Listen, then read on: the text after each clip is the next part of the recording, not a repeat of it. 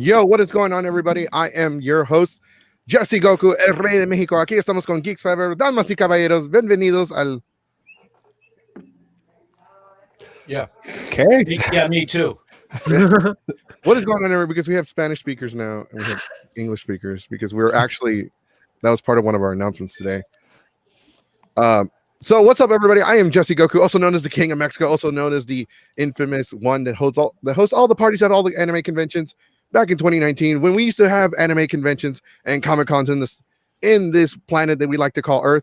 Joining us today are the host with the most, Jace. Ooh, that's me. The man with the plan that runs the skinny, Sonic. Hi. The one, Hello. the only, the one who decided to show some cleavage today, SJ. Dang. And What's up, joining us guys? today, I gotta change the. I gotta change the thing. I forgot I have to do that all manually. And joining us today is a very special guest, one of the original voice actors for the TMNT Teenage Mutant Ninja Turtle series, the one, the only, and forgive me if I say this wrong, Townsend Coleman. Is that right? Say it in Spanish. Townsend Coleman. There you go. See? Much easier, huh? Cheers. Here.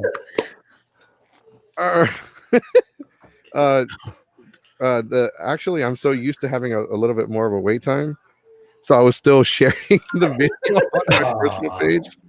You're like talking and tweeting at the same time. Yeah, we're trying to like. Yay. So we used to have like a 2-minute wait period to where we would like start getting ready before we went on, but like this is a much shorter wait period. It's like 30 seconds now, so I was like, ah. I felt like a deer caught in the headlights. Things to do. Crap. So before we begin, we wanted to say thank you everybody for joining us today. I know it's been a while since the podcast has been active. We took a break for the holidays, and now we're back. So I hope everyone's safe right now. I hope everyone's doing well. You know, despite everything that's happened within the last 6 weeks since we were on here, I want to encourage everyone to be safe, mask up, social distance, and just in general, be safe because these next 2 weeks are about to be crazy. I hope they're not going to be crazy, but they're going to be crazy. Please, no. We're not going to talk. I know everybody knows what I'm talking about, but we're not going to say it specifically because we're not that kind of channel. Mm-mm. So thank you once again, sir, for joining us. Thank you. How was your holiday, first of all? Thanks, dude. My holiday was great. Actually, super quiet. Yeah, it was just me and my gal. So, this is the first year I haven't either had family over for Christmas or gone anywhere for Christmas. So, yeah, it was just real quiet and probably one of the best holidays I've ever had because of that. That's actually one of the weird things about this pandemic, I think, is that it's causing us all to do things in different ways now, Mm-hmm. and not all of it's bad. And ways of discovering, so this is what it's like to slow down and actually just sort of take my time and, stop and smell the roses and stuff. So my holiday was good. Same with New Year, I actually stayed. I usually don't stay up until midnight, but this year I actually stayed up. I was kind of curious to hear if there were going to be guns going off in my neighborhood, and there weren't, nor were there any fireworks. So that was kind of nice. Not down here. Yeah. Forget Well, I can only imagine you guys in Texas, man. Yeah. They've been celebrating New Year's since January 25th. Yeah, Right. right. That's right. Since January 2nd of last year. Yeah. Yeah, it's like, just keep them coming. They Something. stock up during the holidays and Yeah, then right. for the year.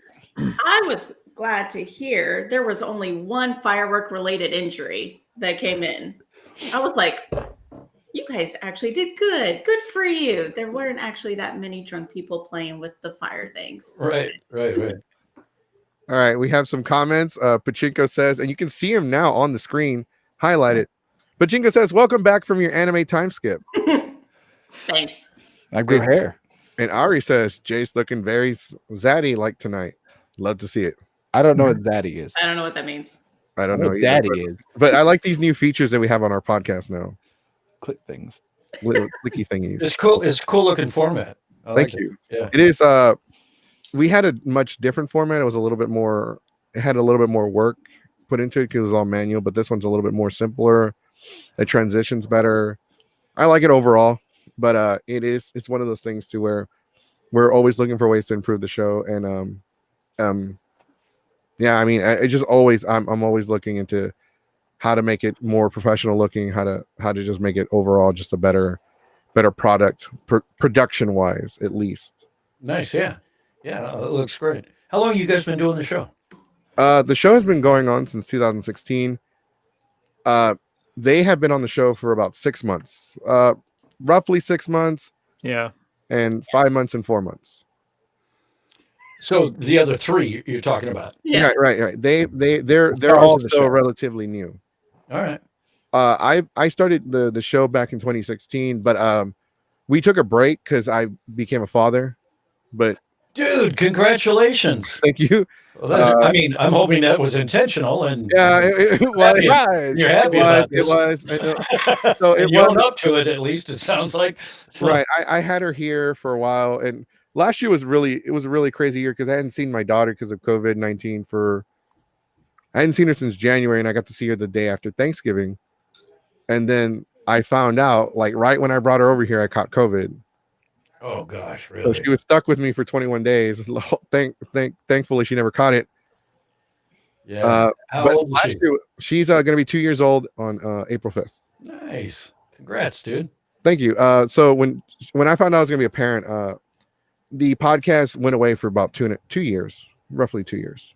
That big a shock, huh? Yeah. Well, I wanted to focus on being there for my family. And Nice. Good Things- for you. All right. things didn't work out. Now I'm a single parent, so Yeah. shit happens. But I love my kid more. I find myself staring at her pictures, and the videos are recorded like at least once a day. Right. But she lives in the Dallas area. She lives in the same area that Jace lives, unfortunately. So if I go see her, I gotta come see Jace too. Just You don't tell want to him see you're her going. safe. That's right. We have another comment right here. Chad says, "Hey, we're back." Woo. All right. Just real quick, just to share with everybody. We do have another Geeks 5 Hour channel debuting later on this year. It is called Geeks 5 Hour en Español, and it's going to be catering to the Mexican like country because they have a lot of Comic Cons and anime conventions and shit like that. So, like the people that are going to be on there are from Mexico, and they're going to be helping run the channel. I'm probably going to have little to nothing to do with the channel. I won't be on it. Of course not. Same. My Spanish stops at the menu. No you're hablo talking about.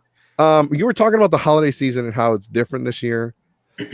It was very different in so many ways because as a Latino, we do this thing called a posada, where it's a very Catholic Christian thing where they take a statue of Christ when he was a baby and they rock him to sleep on Christmas Eve, and it's supposed to be this giant celebration and prayer, and the whole family comes together. But we couldn't do that this year, and it was really weird to not do it because it's such a traditional thing. It is a religious traditional thing, but it's also part of our culture. Right.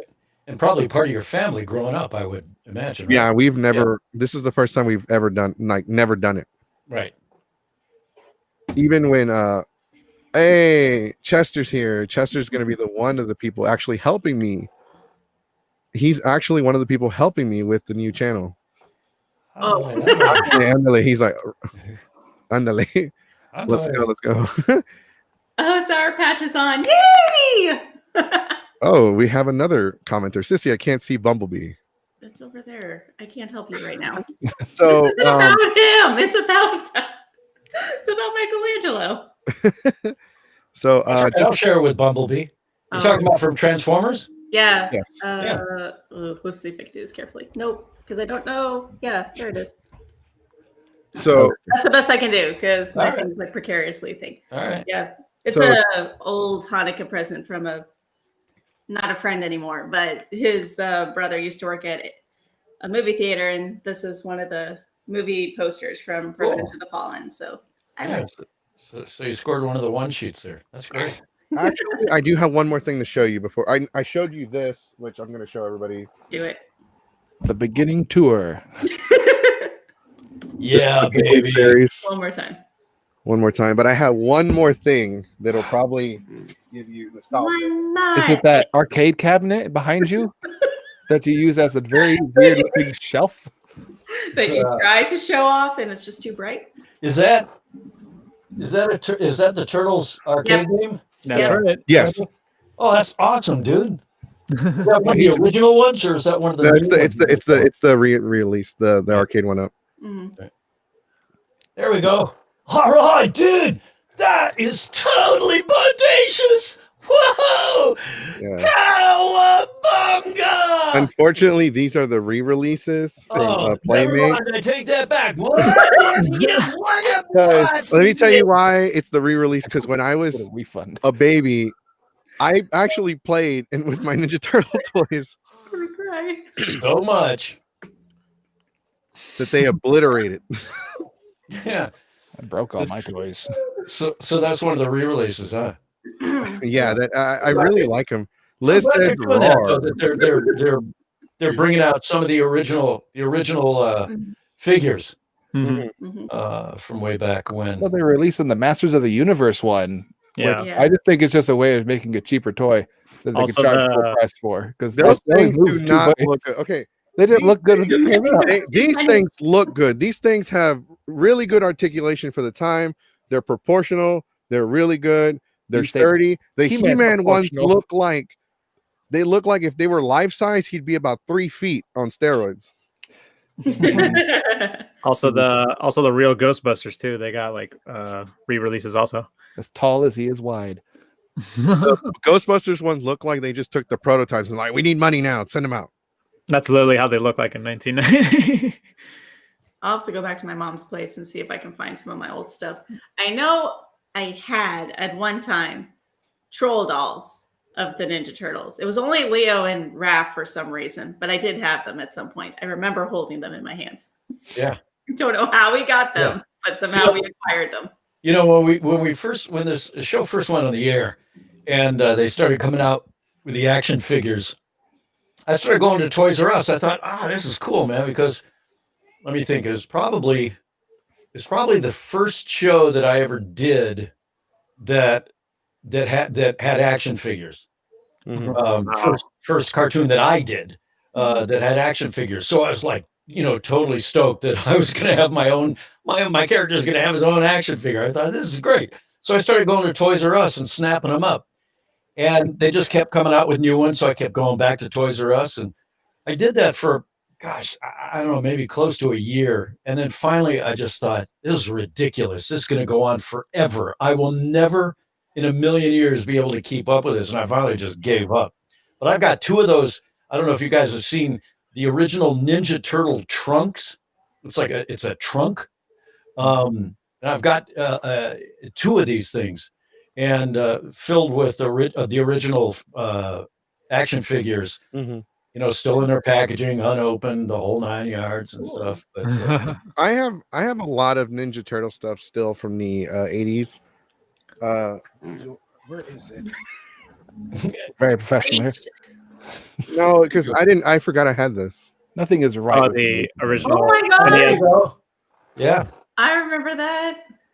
Which is never- crazy because this is actually based off the cartoon, but they used Right. the cover from one of the comic books. Right. I got to tell you guys something. So Yes. when I go to these Comic Cons, and SJ, that's where I met you at the Alamo City Comic Con. I remember. Are those Ninja Turtle headphones you have on? What is that? What are those? Yeah. Oh my God. That's hilarious. Bodacious, dude. Do that. Sorry. Sometimes it slips out and I don't even realize it. I'll go either way. So I forget which con it was, but it was about 2 years ago. We were at a con, and this line, when they come up to your table, these lines can get pretty crazy and pretty long, and so I see this guy in line, and it looks to me, I didn't have my glasses on, but it looked to me like he was carrying a Nintendo, not just the cartridge, but the console. Nintendo 64 console. And I thought, oh my gosh, that is weird, but the colors look, wait a minute.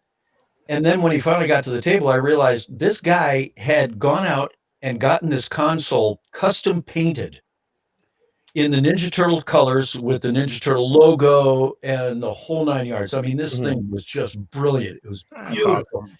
And I think he spent close to $2,000 getting this thing done.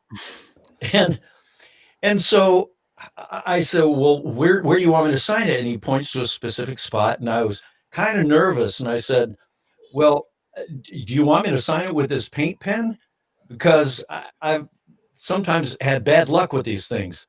And he said, no. I want the paint pen because I don't want a Sharpie on there. I want, just be careful. And I'm like, cool, I got it. So it's like he never should have said that, because as soon as I put the pen down on this thing, it just went Oof. Oh, Oof. and it was Michelangelo orange, and I'm signing on green, and I flipped out inside because knowing how much care had gone into making this thing, how much money had gone into making this thing. And here I figured I just ruined this thing. And so I said, oh my God, what do you want to do? And he said, don't touch it. Don't touch it. And I'm like, okay. And I got just half my first name out. I mean, I didn't even get through signing it. Oh. And he said, just leave it. It'll make a good story someday. Oof. And I said, dude, no way. We got to figure something out here. And so all of these people in line are starting to, huddle around the table. They want to see what's going on and stuff. And I just felt so bad. And he said, seriously, don't even worry about it. That is now your autograph. And it'll make a great story. And I'm like, okay, well, from that moment on, for the rest of the day, I could barely breathe. And that night I could barely sleep. I was so torn up about this because I love the fans and I love, and anything, I just didn't want to disappoint them, and thinking that I had ruined this guy's custom console. And so, and then the next day I was like, oh man, I was still chewing on it. It was bad. It was really, really bad.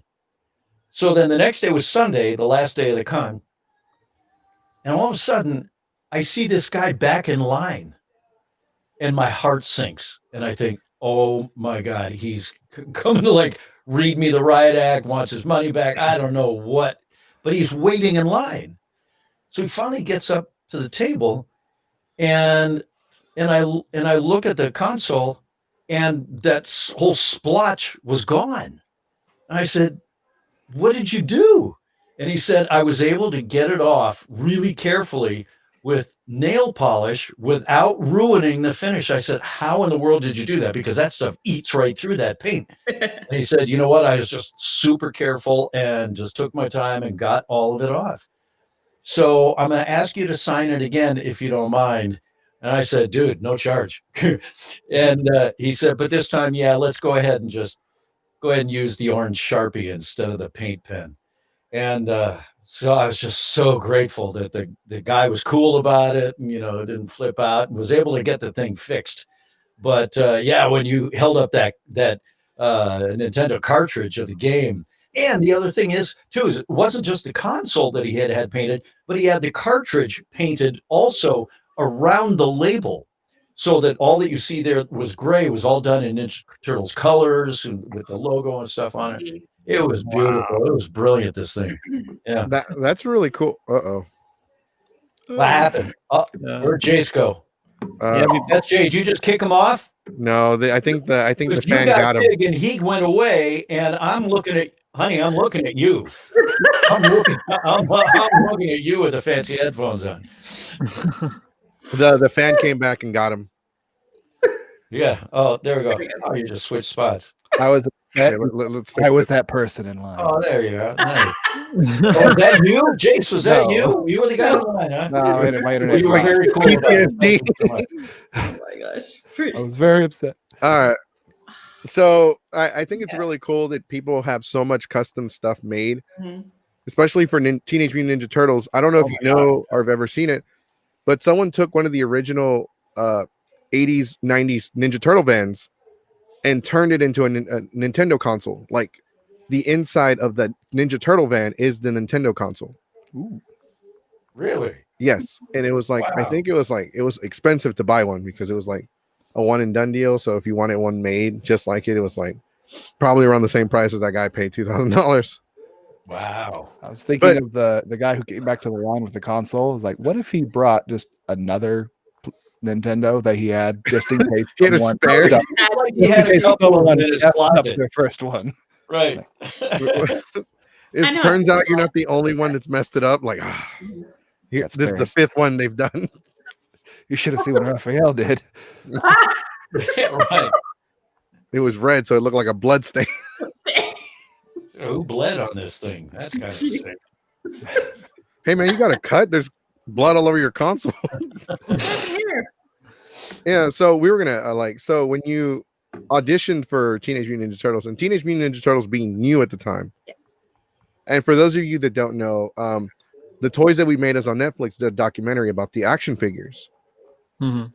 So, but they didn't like get to talk to any of the people on the show. Like they only covered they covered bits and pieces of the show, and they covered the toy line, and they covered the comics. So when you auditioned for the show and you saw it for the first time, what were your like reactions? Were you like, "Holy crap, this is gonna be really cool," or you were like, "Oof"? No, I thought it was very cool. Okay. You know, the other thing too is, I mean, I was relatively new in town. I was relatively new to the animation business because doing cartoon voices was not something that it just was not on my radar. I mean, I moved out here from Cleveland, Ohio in 1984 to be an on-camera actor, you know, and do movies and TV stuff. And so it wasn't until, and I had done a lot of voice acting and a lot of voiceover work back in Cleveland. I got my start in radio. I was a radio DJ back there for 10 years. And so when I came out here, doing cartoons just wasn't something that I aspired to. And my agent sent me on an audition for a show called Inspector Gadget. And when I got this show, first of all, I thought, well, that could be kind of fun, you know, doing something like that. And then I went on this audition. I booked this character, and I had so much fun doing that show that I told my agent, "Wow, send me out more of this stuff. This is kind of interesting." You know, so they did, and I started. And I got in over a Hanna-Barbera, and I just started booking series. It was kind of weird and kind of crazy, you know. So that was early '85 in March of 1985, and so I started doing animation, and so then in '86 I was doing. I did a couple of shows, Saber Rider and the Star Sheriffs, and some stuff over at Hanna-Barbera. But was doing a show called Fraggle Rock, and I see him back there. I can Yeah, see the I can see character. behind it. Yeah. Gobo right there, and that was actually the only show that I ever got that I had to do a voice match because the version of Fraggle Rock that I did was the animated version for NBC, not the original Muppet version. But we had to match the original voices. I don't know why the original Muppeteers didn't want to do the voices for the animated show, but they didn't. And so I got that. I got a Gobo and a couple other characters on that show. And it was our voice director, Stu Rosen, who walked into one of our recording sessions for Fraggle Rock. And he said, "You guys aren't going to believe what I'm going to be casting and directing next." And he pulls out an issue of Ninja Turtle comics and out of his briefcase, and he shows it. And I looked at the title of the thing, and I'd never heard of it before. And I thought, "Oh, okay, well, good luck with that." You know, thinking that it was just it was so bizarre. The concept of it, at least to me, it was. And not being a comic book fan, I just wasn't. I wasn't hip to that kind of stuff. And so, I mean, this is back in the days of like Strawberry Shortcake and My Little Pony and, shows like that. So Teenage Mutant Ninja Turtles was a real departure. And he said, "I'll bring you guys in." Rob Paulson and I were doing Fraggle Rock together. And so he did. He brought us in, we auditioned for it, and those of us who auditioned for the actual Ninja Turtles auditioned for the most part. We all auditioned for all 4 turtles, Mhm. and I, happened to, get the luck of the draw and got Michelangelo. Although originally, they had not decided when they cast me and they cast Cam, which of us were going to do Leonardo and which was going to do Michelangelo, and they weren't going to make up their minds until the very first recording session, and yeah, so that was kind of weird showing up at that first session not knowing which character I was going to do. They knew Rob was going to be Raphael, and they knew Barry was going to be Donatello, but between me and Cam, they hadn't decided yet. And so Stu at that first recording session said, "Townie, why don't you just you do take Michelangelo first for our first pass, and then we'll do a second pass after that, and we'll switch, and then make up our minds, make our decision after that." Well, after that first pass, the producers and the writers and the people in the control room clearly had more on their plate than trying to worry about which of us was going to be Michelangelo and which was going to be Leonardo. So we started going into a second take of the whole script, and I said to Stu, "Do you want Cam and I to switch?" And he said, "No, no, no, no, no. Just keep it the way it is for now. We'll worry about that later." And I'm thinking, worry about it later. It's like you do it now, or you don't ever do it unless you call us back in to revoice it. After you've already recorded this entire episode. But I didn't say anything. I said, "Okay, I'll do it again." And then that was it. They just never switched. They never gave Cam the chance to try Michelangelo, and never gave me the chance to try Leonardo, for which I am eternally grateful. I was going to say, kind of a good thing they did it. Yeah, because you're the party dude. Because Yeah, I'm up in the sky. He was a fun one. That's right. You're not the one with the stick up your butt. Right. Donatello? Yeah, don't let Cam hear you say that. But Yeah, no, you're right. I have we have cosplayed the Ninja Turtles, and I'm Leonardo. I cosplay Leonardo, and I've actually been to the hospital to visit sick kids as that is that in that costume. In that costume, like 30 minutes into it, I'm already like suffering a heat stroke. Now, did you choose Leonardo to cosplay as Leonardo? My favorite was always Raphael, but when we were getting the group together to do the Turtles, since I was the leader and I came up with the idea, I decided to do Leonardo. And Leonardo grew onto me more, and I like him now. He's my favorite character because I finally understand him as an adult. As a kid, I didn't care, but as an adult, I understand him now.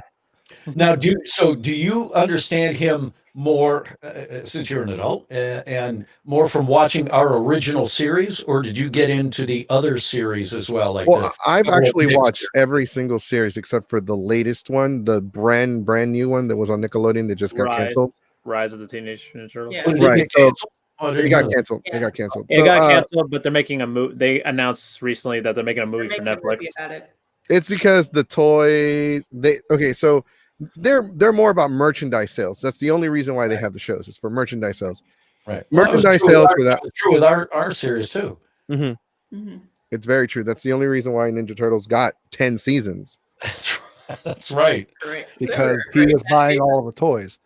That's right. So he's got 2 trunks in Strange them. 10 seasons That's too. right. I don't have all the toys.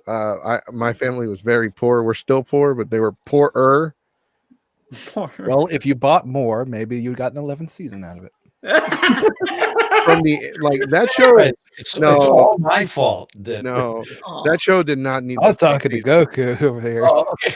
That show did not. being You watch that show now, and it's like, if you watch the first season and then skip to the 10th season, you're like, what the heck am I? This ain't the same show. Very What's different. happening here? Scraping First, the bottom of the barrel. why are they in space? Yeah, right.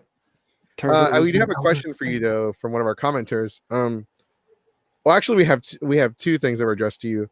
One of them had a line that said, "I know this is from the movies, not from the cartoon, but since you're Michelangelo, he wanted you no anchovies. If you put anchovies on this, you're in big trouble, man."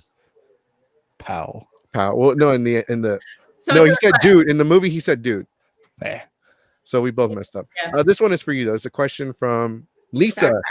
Sour Patch. Have you ever read a script and suggested edits to it? Like, if it didn't fit Mikey's character, would you tell the directors to change the script, or would you just read it as is? Read it as is. Yeah.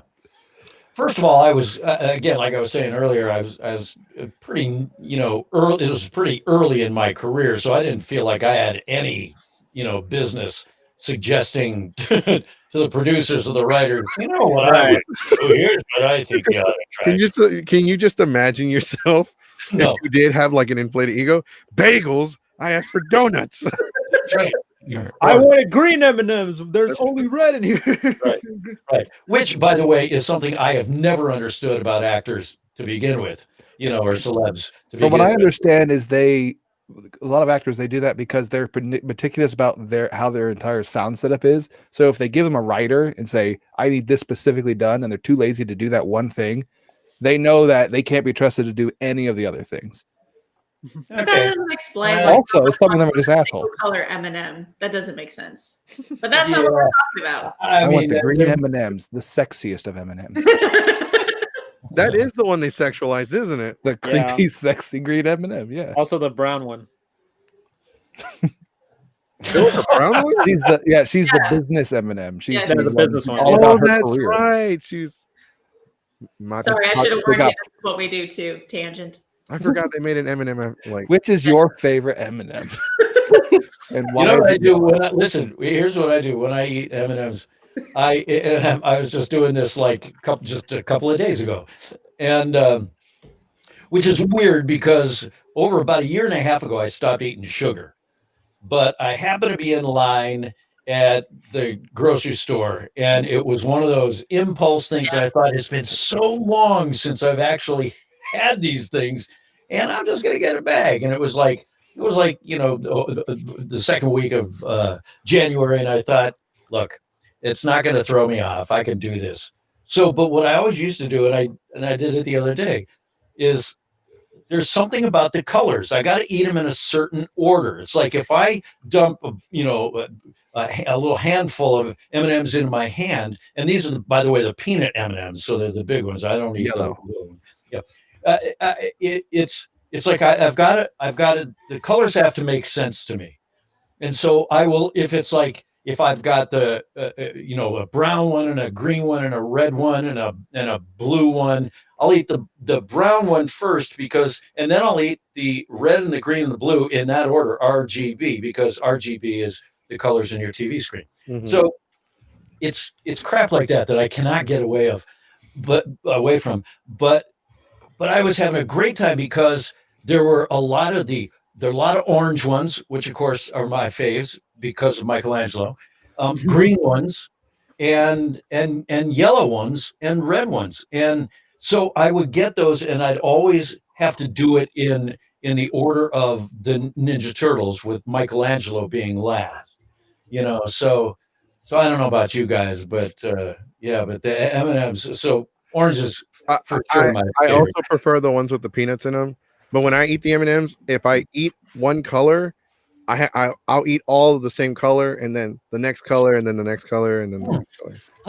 I am lazy. No, if you just like toss them all in your mouth at once, there, Jay. No. It's like a funnel. No. Occasionally I do funnel. Like if I'm in the movie theater and I'm watching a movie, I'll just. But if I'm like sitting here, if I'm sitting here and we're just talking, like we're sitting here, we're just chilling, I'll pour them in my hand. And then if I eat a red one, I have to eat all the red ones first now. Oh no. Because what I got to do is if I've got multiples of one color, I have to eat all the other ones of that color so that only one of that color is left.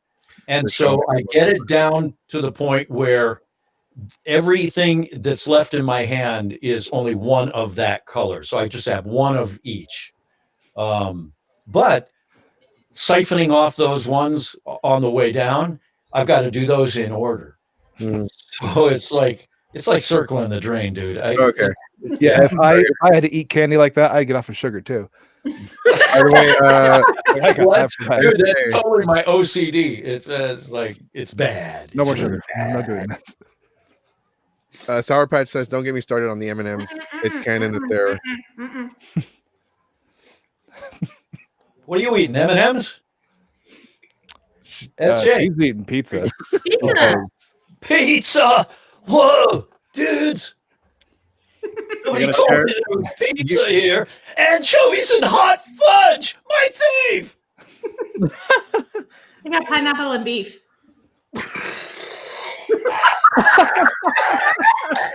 I'm leaving. Well, you What? disgusted the host and he left. Was it Yeah, the so pineapple or the that beef? Cat cack is like.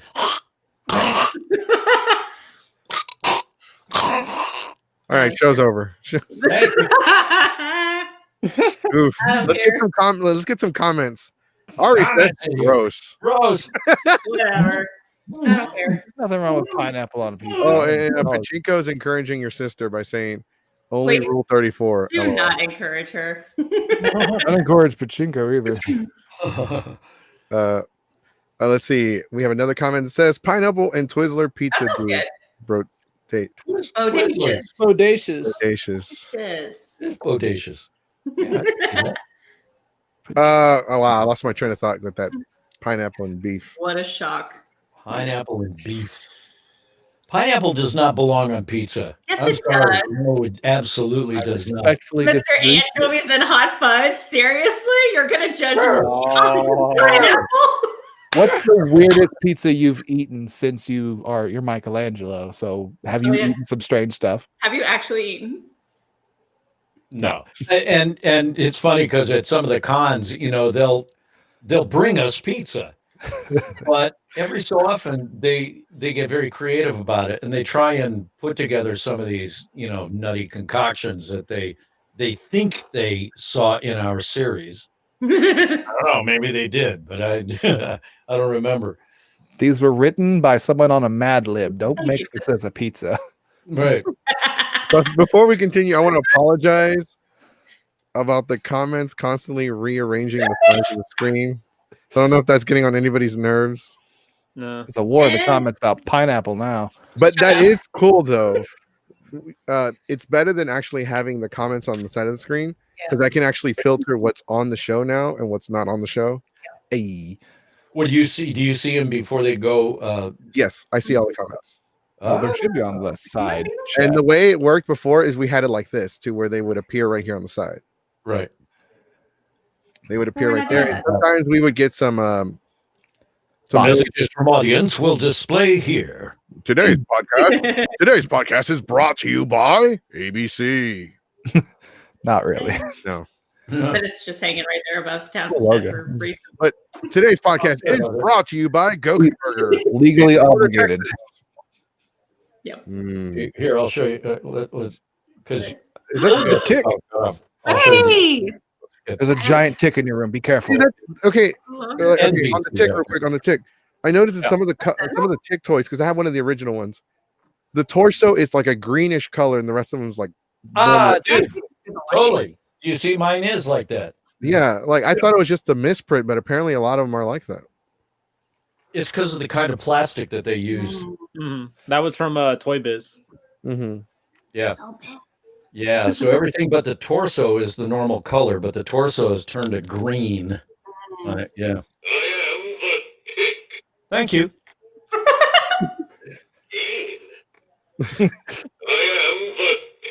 You already said that. Shut up! There we go. I never really got to see the Tick cartoon, but I did get to see the live action show. The first one or the new one? The first one, the one with Patrick Warburton. I liked that one. I thought it was funny. The one with Peter. Griff. To one of our listeners has a question. Is this the standard Twitch format? No, this is with Restream. I'm going to cancel Zoom so I can start saving money. Money. This is the new Mexican. I didn't get a stimulus check, and I'm poor. Oh. Oh, please, Mr. Government, sir, may I have some more? Oh, we have another request in the comments. Spoon. Spoon. He wants to What's hear it. Oh, wait.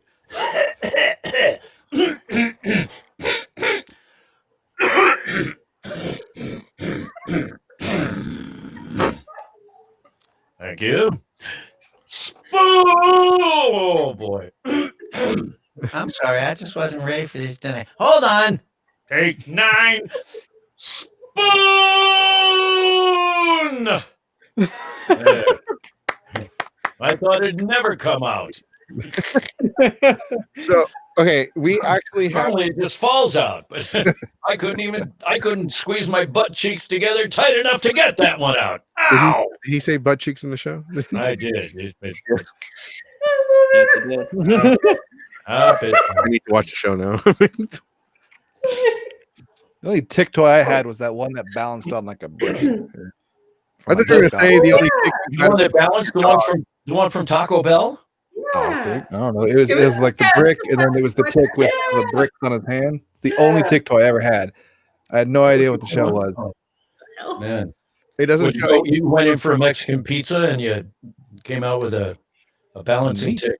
Yeah. Can I just off topic or just rant for a bit? Why are people bitching and complaining about Taco Bell getting rid of that? And I had it for the first time since I was like 7 years old, and it tasted like crap.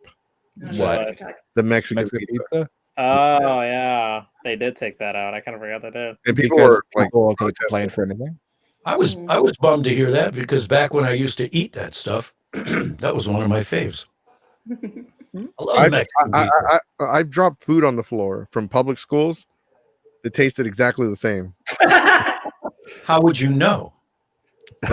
What about the public school food? Yeah, I dropped it on the floor. And I'm then not denying it. I dusted off and ate it. I told you it was poor. It's like the 5 second rule. Yeah, it's the 5 second rule. Dust it off. And Dust it off. Oh, You dusted off food? yeah, because I was My outside. peanut butter and jelly sandwich. I had to dust No, it off. I never ate peanut butter and jelly. I didn't like peanut butter and jelly. I had to get the little fur balls off. Don't of it. worry. The dirt is It good for wasn't, your it wasn't immune like that. It system. was dirt because we were outside because I was in the ROTC program in high school, and so we all ate lunch around the ROTC building, and it fell on the dirt, and I just like. That's healthy. Those are minerals. It's Hey, good for you. hey, Keeps you it helped. regular. It helped, okay, because when I got sick in December, I got over it in less than 2 weeks. Right. Kids who ate dirt, no problems. That's right. If you ever if you live in Houston and use the bathroom at Numbers nightclub, you're gonna don't worry. You've got more things to worry about. Yeah. Yeah, you'll be fine. Yeah, you'll be all right. You'll be all right. Anyway, so we wanted to talk. I wanted to ask you. So, were you a part of the Teenage Mutant Ninja Turtle crossover episodes that they did with the Turtles Forever and the CGI series? No. Not the Turtles Forever. That was a whole different thing. The only thing that we could ever figure out on that, because they never approached us, the original voices, to do our characters for that. They just hired actors to mimic us, and do impressions of us. They recycled actors they already had on their payroll. Like, hey man, you're already doing Yu-Gi-Oh! You might as well read some lines. It could have been, I don't know. The only thing that we could figure was that it likely, was a union thing. They didn't want to spend any money. Well, it was a non-union project to begin with, right? And so, for them to come and get us to reprise our, roles on that, they would have had to pay us union scale and residuals, like real people, but. But they apparently didn't want to do that, so they didn't, and they just made their own version with sound-alikes. With jerks. They made their own version with blackjack and hookers. They did not. Don't watch that. They did not sound that alike. No, they didn't sound close at all. That's what I was curious. Yeah. But my friend's a voice actor, and he says that 4Kids, the company that made it, is incredibly cheap. Well, there you go. Yeah, I mean, I look, I don't know. I also never saw it. So, it's, but I rarely watch any of the stuff that I do. And I didn't even do that one. So, right. I didn't need to watch that. If I don't watch, I kind of already figured that you didn't do it because they all sounded different, but I thought I would ask anyway because I was pretty sure someone in the comment section was going to ask. Yeah, no. So so that one, Turtles Forever, we didn't do. if the other one that you're referring to is the one on the Nick show, Mhm. the couple of crossover episodes we did, yeah, we did those, and those Yeah. were a blast. They did those. I mean, those were a blast, and they were really well done, and they were just they were a heck of a lot of fun to do. Yeah, for sure. Yeah, I no, have- I'm sorry, I didn't mean to interrupt you, SJ. But Nickelodeon has such a great production value. But I'm going to interrupt you anyway. Well, I started talking first anyway, That's so okay. I Right. apologize. But dude, you're right. Nick does. You know, they do all that stuff first rate. Yeah, so we had a blast doing that, and they got all of us, you know, together on that, and obviously the only one they couldn't was James Avery, unfortunately, yeah. but I know that had he been around, they would have gotten him, and he would have loved to have done it. Mhm. Absolutely. I love James Avery, especially his role as Uncle Phil. Like, Yeah. I watched that show, and I've learned a lot of life. I've actually learned so much from that show about so many things, about good and bad things that can happen to you in life, because they weren't afraid to like tackle those bad things that could happen, especially, you know, to people that are color. So that, you know, when I heard he had passed away, I was really saddened, because I never got the chance to meet him, because I knew he was the voice of Shredder. I never got a chance to go meet him or anything. So that's just one of those things to where I missed out, unfortunately. But it is what it is. He And passed like just before Alamo City, right? Because I think it was you that mentioned it to me. I was like, I'm so excited to see you guys, and I think it was you that told me like he was supposed to be here. Had He not passed that. away. Mhm. Yeah, absolutely. And you know, it's funny that you mentioned that, SJ, because uh, in thinking back now, I couldn't remember which con it was we were getting ready to do, but you're right, it was Alamo City, and and I remember in like I want to say maybe mid-November, just for Thanksgiving of the year before. They were getting us all set to, you know, sign on for this appearance, and it looked like they were going to be able to get James, and we were all excited about that because it was going to be the first one that he would be doing with us. Yeah. And then we heard that he had gotten really sick Mhm. and looked like maybe he might not be able to make it. And we're, you know, really bummed about that. But no way did we have any sense that he was as sick as he was and was about to pass away. And so, yeah, that was such a blow Mhm. when that happened. Renee and I, Renee Jacobs, the voice of April, actually went to his memorial service. And felt like we were sort of there to represent the TMNT cast. You know that he was such a dear part of all those years. Yeah, that was tough. That was rough. Yeah. Man, Well, that happened. that was rough. Sorry. I know that's Sorry. really, no, it is tough, but it is one of those things to where, you know, it's better to talk about it than to not address it or talk about it at all. I just know, like, if you remember, I met you guys and I was like crying because I was like, oh my God, I'm finally meeting you guys. I've been watching y'all since I was 6 months old. I legit remember this. I have a question And- for SJ. What? I have another one For SJ? for What? SJ. What? Yeah. Is it me or do you cry whenever you meet anybody? That one. Yes. This is the third story you've told where you've cried when you've met somebody. Uh-uh. Hey, Yeah. listen, it's a lot more common than you might think. I'm right. We get it all the time. And the crazy thing is, I mean, and I don't mean to sound sexist here, you know, but in a way, you almost sort of expect it from Gal, you know. But the crazy thing is, you know, we've had, you know, big, you know, 6'7", you know, You got some you know, guys. big black linebackers, you know, come up and go, I can't believe I'm meeting you. You know, they'd start weeping. And you realize, see, that's what we had zero conception of about this show Right. when we were recording it. Even, pretty much throughout the whole run. Well, certainly in the beginning, we didn't realize it was going to turn into what it turned into. But just the fact that it impacted so many people, so many kids uh, in those formative years of theirs, in some really profound ways we had no idea back then.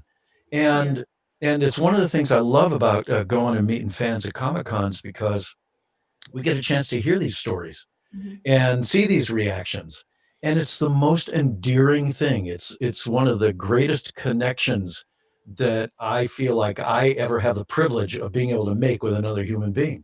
It's humbling, for one, to think that somebody liked what I did enough to want to meet me to begin with. But then to have that kind of reaction is really stunning, and it never, ever, ever gets old on me. It never gets old for me, and it is never lost on me, Right. ever. Yeah. It's special every single time. Because it's like I can see into that person's, you know, soul in a way, and just almost viscerally feel this reaction that they're feeling, at that moment. And I'm serious when I say it's one of the greatest privileges that I have ever had, and probably ever will have, being able to experience that. I remember when I was a kid, and there were folks that I idolized and wanted to meet when I grew up, and thought I'd never get a chance to. And in this business, I've had a chance to work with some of those people now. Um, Mickey Dolenz on the Monkeys, from the Monkeys, on working Wow. on the Tick. You know, the first time I went and did that very first episode with him, I mean, you talk about being starstruck. I was 12 years old again, and Mhm. just mind boggled at the fact that here I am, not only sitting in the same room with this guy that I mean, because people have their favorite turtles. Well, we all had our favorite monkeys too, and Mickey was my favorite monkey. There you go. Absolutely. I started playing the drums when I was like 13, 14 because of Mickey. And so here I am, sitting in this studio, not only working with Mickey Dolenz, which was surreal to begin with, but he's playing my sidekick. It's like I'm the superhero and he's my sidekick. Yeah. And that somehow seemed so backwards to me, because he was the superhero. He was the superstar to me. And and so I get it. I know what that's like when you start feeling your insides churning, and you start to shake, and it's nuts. But from my vantage point now and my perspective now, you guys got to know what a joy and what a privilege it is every single time. Mm-hmm. Have I actually have two really big questions. All right, so I have shit everywhere in this room. What did you think about when they did these? Oh, the movie, the new movie. Like, oof.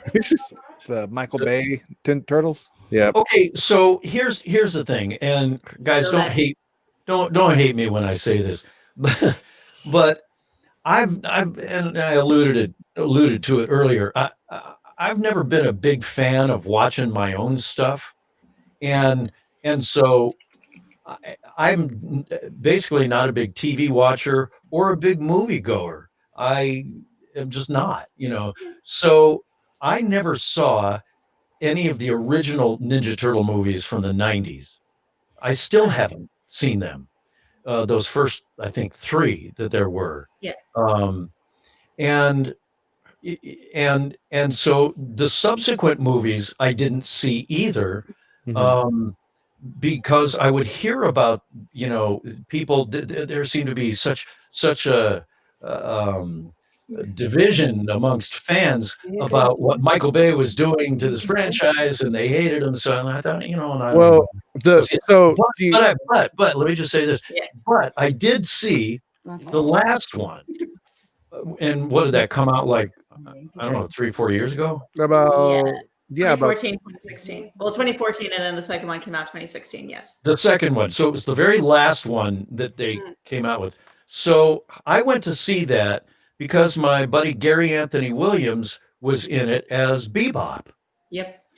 And I had heard I had seen him before that, and we were with the same agent, and he had said that he had gotten this part, and I'm like, dude, that is so amazing. And so he did this. So I really wanted to go see it. So we went with a whole bunch of people to the premiere, not the premiere of the movie, but when it first opened in the theaters out in Sherman Oaks, and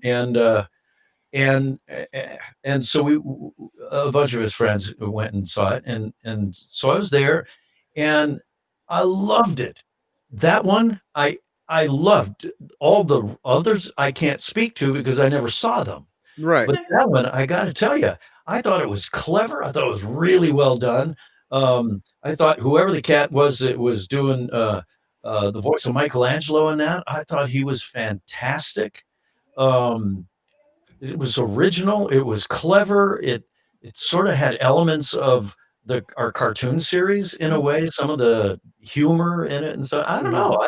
I got a big kick out of it. So I really liked that. So King, I don't know which one that you're referring to by holding up those toys. Is that is that one? It is. Oh, that's the very last one. Yeah. Okay. Well then. All right. Well then. Well, in his opinion, it's the best movie for turtles he's ever seen. It's the best movie. It's the best Ninja Turtle. Because I do have the toys. I have the toys for the 90s movie that came out as well. Mm-hmm. But those are they look much better and they have better articulation. These are for like, what is the age thing on it? What does it say? 9. Oh, it's 4 plus. It's no chokeable things. No, there's a reason why the Power Ranger Legacy toys say 15 and plus. I almost took out my eye with it. You know you're not allowed to hold those. No, I was playing with it and it swung back and it hit me right here. That's why we don't let you have those. And you got to remember that those have die-cast metal pieces on them, so it really could have taken out my eye. Yeah, that could be. That's why it's 15 plus. Yeah, it was child resistant. Like Goku hurt himself. No, I mean no. Because so the movie, the reason a lot of people had a problem with the movie was Michael Bay. People don't realize, but Michael Bay wasn't the director; he was a producer, but he had a lot of input in the movie. And originally, he was going, and they had announced they were going to make Donatello a female, and the turtles were going to be of alien origin. Yeah, they were. But they changed it to I remember hearing that. Yeah. So, and they asked him about the female Donatello, and his response was, "Well, just think of it as just like a sexy Ninja Turtle nerd girl." And people were like, "Oof." So it didn't sit too well with fans, and that's why people were upset with Michael Bay, because he was pushing for Donatello to be a female, but the director was like, "Nah, we're pissing a lot of people off. Let's just change it back." Right. So, and then a lot of people I like the movies. I actually enjoyed the movies. I just didn't like the way they looked. I think that was another key issue. Even that very last one. Yeah, I think they could have looked a little bit more. Yeah. Like they do turtley. I guess. One of them to be short. Froggish. Yeah, because they kind of look like Shrek in like in a turtle show. Like an ogre. Okay, all right. They look a little ogreish. Yeah. Cowabunga in my swamp. They look like the super. They look like some of the bad guys from Fallout. They just look like giant super mutants. And I liked it. I liked the story. I liked that they were more teenager-ish. Yeah. And I liked the second movie because they added everything. Like the second movie was just a giant toy commercial. That's all it was. And I really liked it. What these things were intended to be. Yeah, because I went out and bought the damn toys. Yeah, it worked. Yeah, right. But I wanted to get your thoughts on it because it has mixed reviews. There's a lot of people that didn't like it. There's a lot of people that loved it. It's not that they didn't like the turtles or the story. They just didn't like some of the cast decisions. Like for some reason, people absolutely loathe Megan Fox is their name, I think. Yeah. Yes, Megan that's her Fox, name. yeah. You know, good gosh darn well, that's her name. No, I don't actually. If I'm not reminded of an individual of what they look like or their name, I will legitimately forget it because We all have our names underneath. I remember I'm dyslexic. My memory doesn't work like everybody else's. Not too shit. Understood. But anyway, Hey, I thought she did a good job. Judith said she did a good job. I remember that being said at the panel too. She was like okay with. They got Stephen Amell to play Casey Jones. I liked that. I love Steve. I'm like, I watched that whole movie expecting him to say, "You have failed the city, Shredder." That would be great too, but I still liked him. I liked from him. Academy. I thought he was an okay choice. They could have at least given him a wig.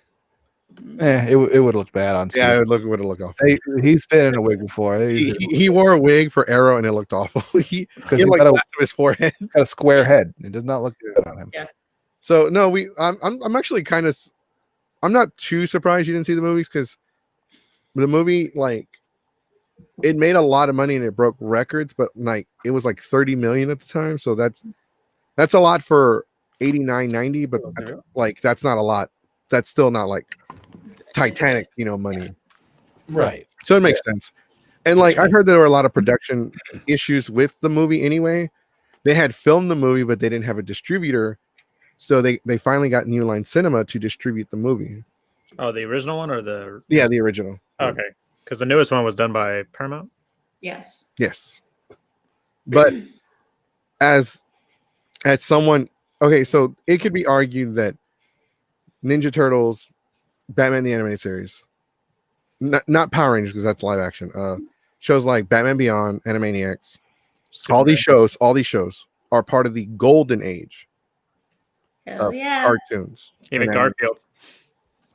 Transformers. yeah, so these are all part of what are people calling the golden age. Would you agree with that, considering that Ninja Turtles came out in an era where people were pumping out like hits like nothing. Like you had Ninja Turtles, and then soon after you had Power Rangers, and then soon after you had Batman the Animated Series. Then you had Tiny Toons, you had Static Shock, the Justice League show. You had all these amazing cartoons. Animaniacs. Animaniacs, all of them. Yeah, right. Peaky Lorraine, yeah. And we had Tom Ruger on the show for Oh, did you? Twice. Tom's great.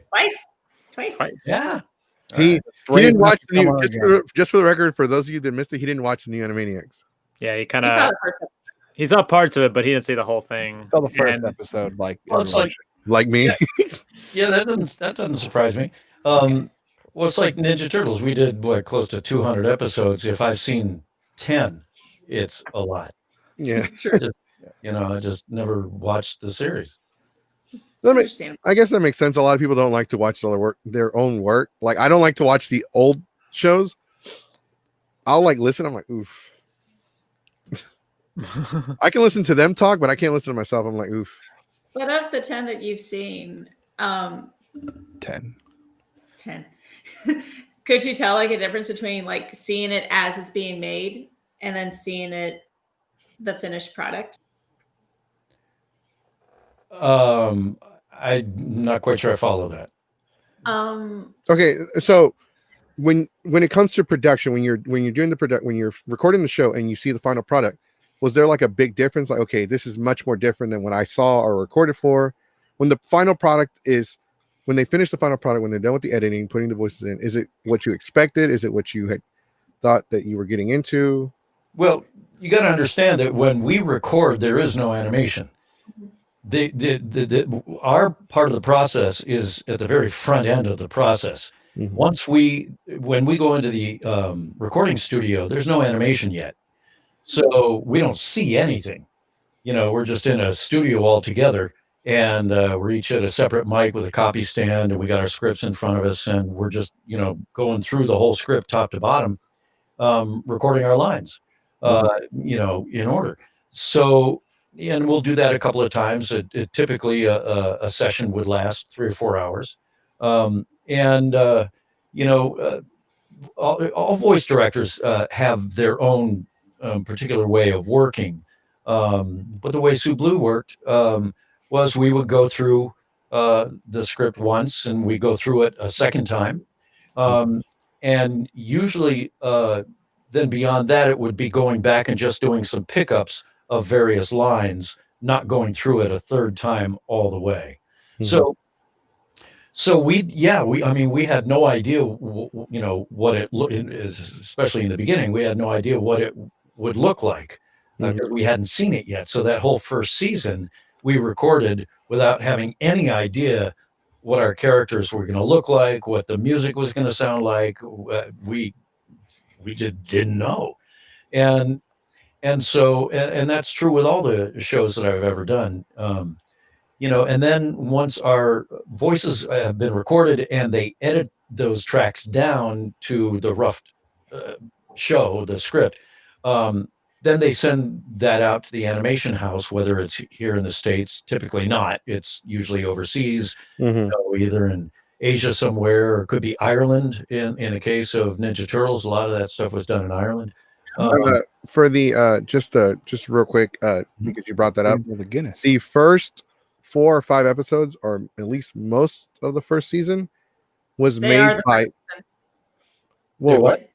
The first 5 episodes are the first season. Oh, they're the first 5. Okay, so the Right, first season yeah, was made by Toei Animation, which is in Japan, which is the same company that makes animes like One Piece, Dragon Ball Z, Digimon. Which makes sense Digimon. because it does have a more anime feel. It's kind of like how some episodes of like, for example, Animaniacs and Tiny Toons were done by TMS in Japan, Yeah. and many fans say those like the best episodes. and Well, and, a lot of episodes too have a mix of different animation houses doing various scenes. Like in some cases they would go to the premier animation houses who did the real, fine, fluid, liquid looking animation for the close-ups and the faces and stuff like that.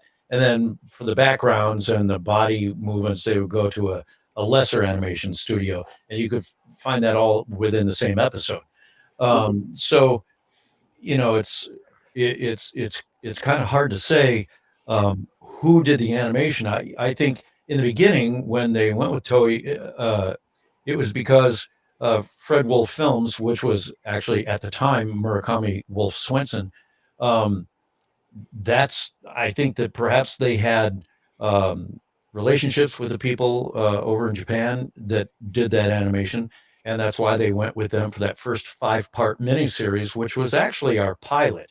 And it was considered technically the first season, but that was our pilot to air 5 days a week during 1 week at the end of 1987, going into 88. And then it was based on the response that they got from that 5-part pilot, that they were going to make up their minds whether or not they were going to actually go to series, and then they did, of course.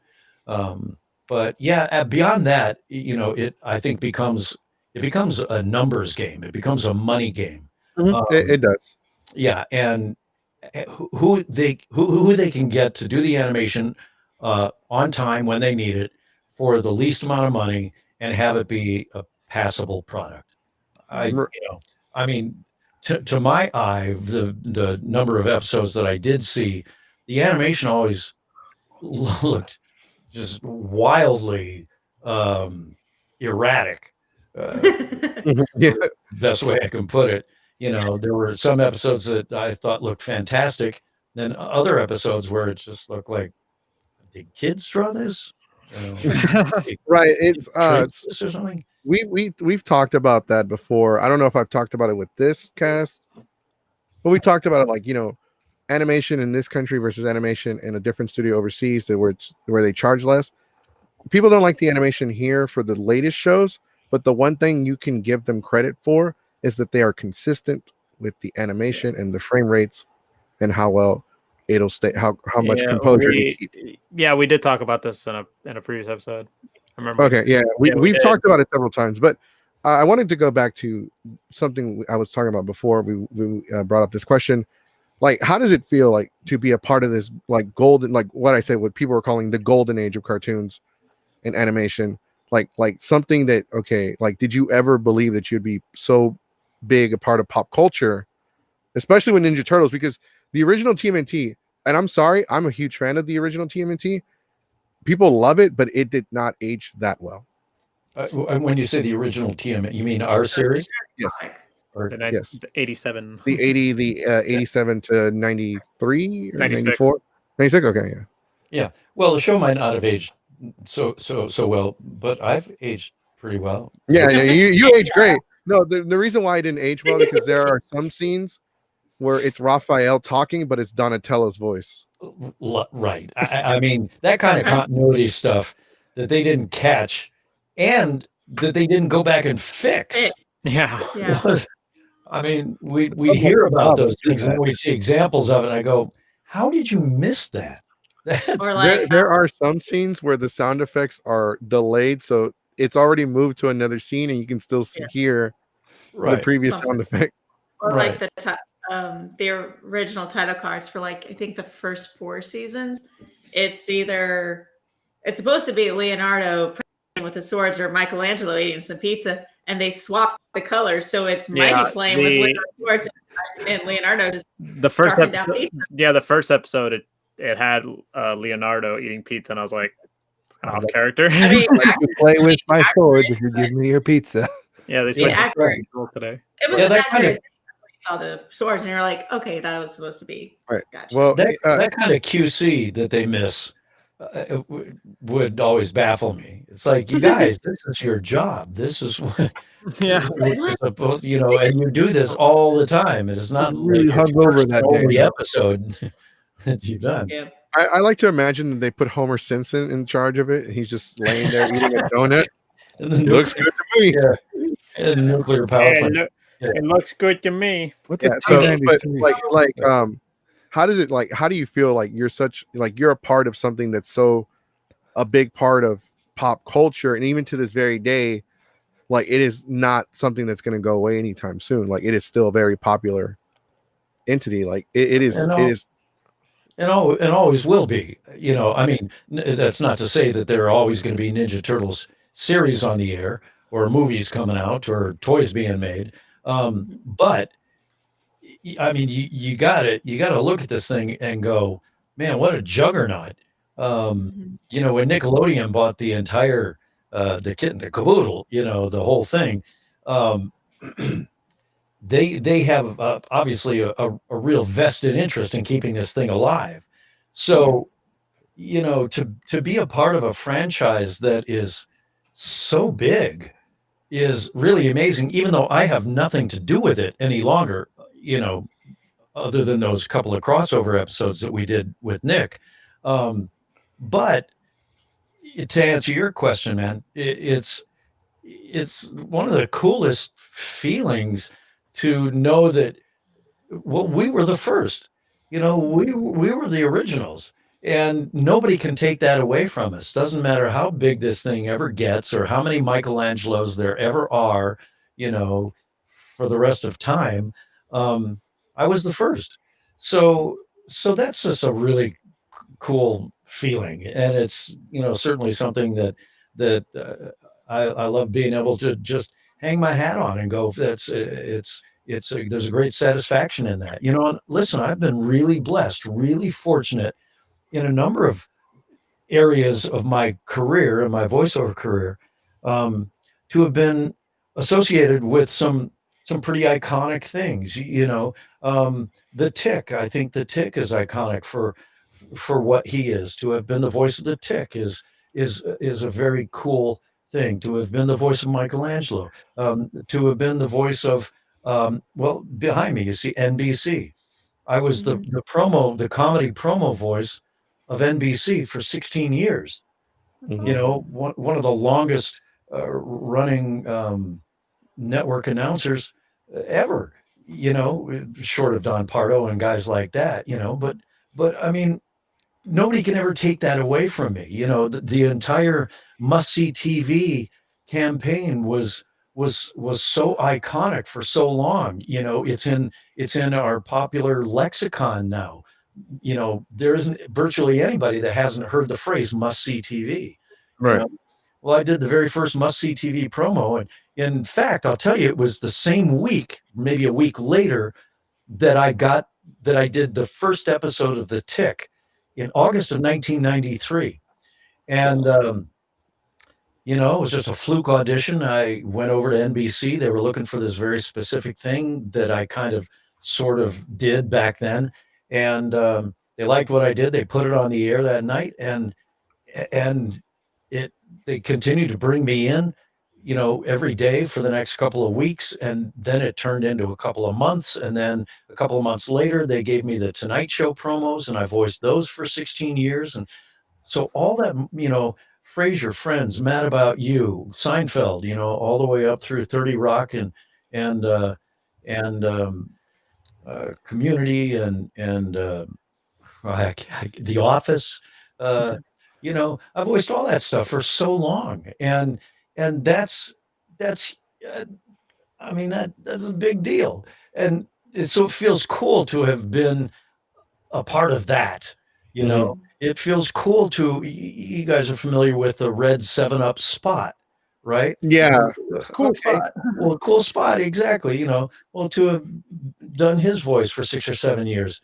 I'm so Again, glad you brought that up because I thought I imagined that mascot what do you mean? because I remember it and I've been too lazy to Google it, but I'm like I remember 7-Up had a mascot. Now it doesn't. Did I just imagine that? Do I need to stop doing vitamins? Yes. Yeah, Stop they doing made a, vitamins. I they mean, made you a were good right. amount of them too. Stop doing that. Yeah, Okay, wear got the it. sunglasses and See, I'm so glad. Like I didn't imagine that. Like okay, maybe maybe my childhood isn't a lie. right. You remember something from it. Yeah. There you go. Yeah. Exactly. So to answer your question, yes, the answer is yes, yes, yes, yes, and yes. It is. I feel just enormously privileged and blessed to have kind of fallen into this career to begin with, because like I was saying earlier, it wasn't why I moved out here. I didn't move out here to do voiceover stuff. I'd already done that stuff back in Cleveland, but not on the scale that I've done it out here in LA. And so, and I never ended up doing what I came out here to do, being an on-camera actor in movies and TV shows and stuff. You've never done any on-camera acting. Well, yeah, I have. Excuse me. Yeah, when I first came out here, I did a couple of small parts, and I did a little film. I had a very small part as a waiter in a movie with Tommy Lee Jones. But the cool thing about that was that my scenes were with Tommy Lee Jones. So Hey, so That that means was they made the cut. that was a rush for me in 1985, and yeah, and did a couple of TV things. I used to do a lot of on-camera TV commercials when I came out here. Did that for about 5 or 6 years from 84 till about 90. And then my voiceover stuff was just going gangbusters. And so I finally quit even pursuing the on-camera commercial work altogether. So yeah, I've done a little on-camera work. Back in Cleveland, I used to do a lot of local TV commercials on camera. New I car used to, salesman. I used to yeah, actually, yes. And I used to model back there. I used to pull the Ohio lottery numbers on TV every night for about a year and a half. That's Um, cool. I just did How can back I when I cheat was in on Cleveland. I used to pull the ping pong balls out of the machine. Back when I was in Cleveland, because it's where I grew up basically since I was 7. Um, I wanted to do anything that I could possibly weasel my way into in the entertainment business at all. So I did TV, I did radio, I did theater. I've done a lot of theater, continue to do a lot of theater, a lot of musicals, modeling. I mean, you name it. It just I did all of that back there. But that's also where I discovered voiceovers, because when I was on the radio as a rock jock at a number of the stations that I worked at. I was also production director, so I was responsible for recording and voicing and producing a lot of the local radio spots for the radio station, and that was just part of my job. I didn't get paid extra for voicing the spots. However, there were ad agencies in Cleveland that would hire me freelance to voice radio spots and TV spots in the local Cleveland market, and they would pay me extra. And I started realizing, wow, wait a minute. So see, people could actually make a living doing this instead of working 6 days a week at the radio station, like I was doing at the time. Doing this stuff And for free. Jeez. yeah, and doing this stuff for free. And believe me, dude, that's Be a turtle largely someday. why I got out of radio, because it was just, at least my experience in some cases, I just felt like I had outgrown it and it was thankless. There was not a lot of money in it.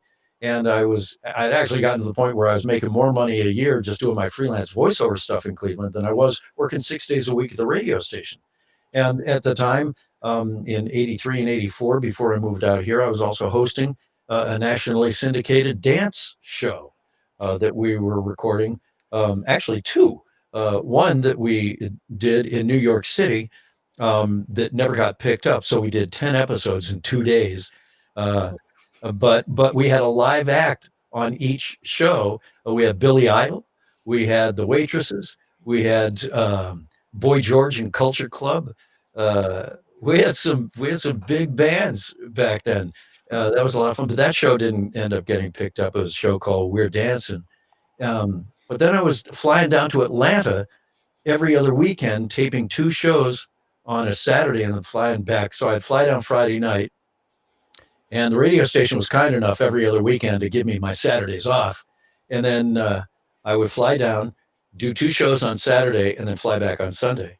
And so I was doing that. I mean, I was just trying to do anything I could in the entertainment business, just trying to figure out what I wanted to do with the rest of my life. So, Do you have any experience to pull out this giant stack of I have done so much in Cleveland? Before you answer that question, just want to remind everybody that's possibly tuning in or just tuning in.